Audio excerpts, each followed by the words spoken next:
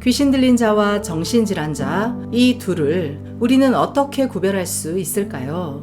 이들에게는 공통점도 있지만 차이점도 있습니다. 먼저 정신질환자와 귀신 들린 자가 공통적으로 보이는 특징입니다. 첫째, 이들은 사람과의 접촉을 피하고 고립된 상태에 있다는 것입니다.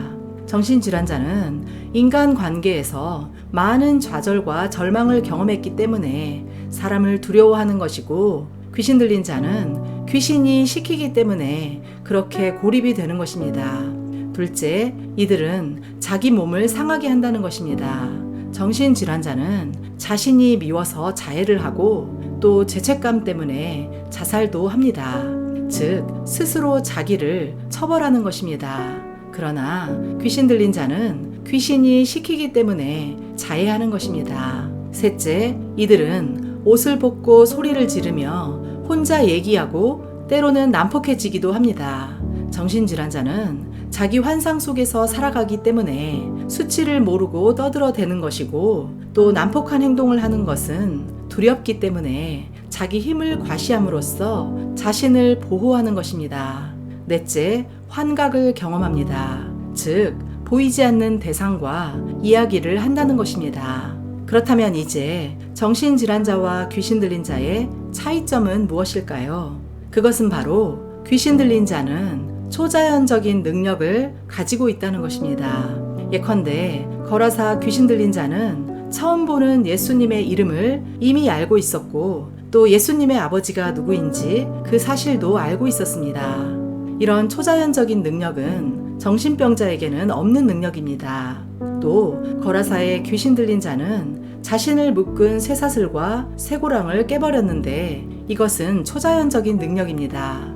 그러나 정신질환자는 인간의 힘 그 이상을 낼 수는 없는 것입니다. 그저 마음고생을 하는 인간일 뿐입니다. 또 귀신 들린 자의 또 다른 특징은 자아 정체를 가지고 있다는 것입니다.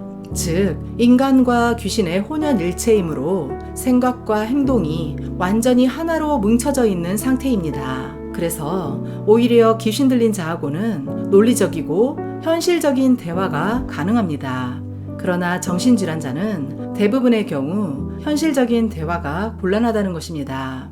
또한 귀신 들린 자는 예수님을 지독히 혐오하고 만나기를 두려워하지만 정신질환자는 예수님을 특별히 혐오하지도 않습니다. 또한 정신질환자와 귀신 들린 자는 치료적인 면에서도 차이가 있는데, 귀신 들린 자는 급속한 치료가 가능합니다. 기도와 금식, 예수의 이름의 능력으로 귀신만 쫓아내면 멀쩡해질 수 있다는 것입니다. 하지만 정신질환자의 치료는 원인 인자의 발견과 해결에 많은 시간이 필요하고 노력 또한 필요합니다. 정신질환자는 성장 과정과 성격이 좀 특이하기도 한데, 이들은 가정에서 받은 상처가 크기 때문에 외골수적이거나 고독한 성격을 가지고 있습니다.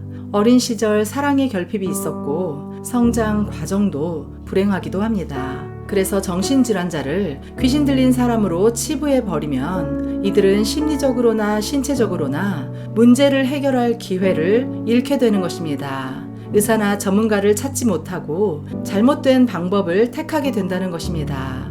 환자 입장에서는 자기가 더러운 귀신 들린 사람이므로 자존심에 손상을 입고 스스로 절망감에 더 빠지게 될 수도 있습니다.